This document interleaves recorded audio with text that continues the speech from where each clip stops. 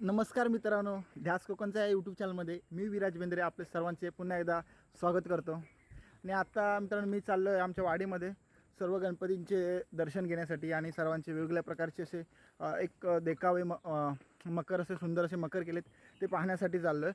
आणि गावी ह्यावर्षी पाऊस खूपच आहे मित्रांनो. आमच्या वाडीतले सर्वांचे गणपती दाखवतो. चला तर जाऊ आपण पुढे.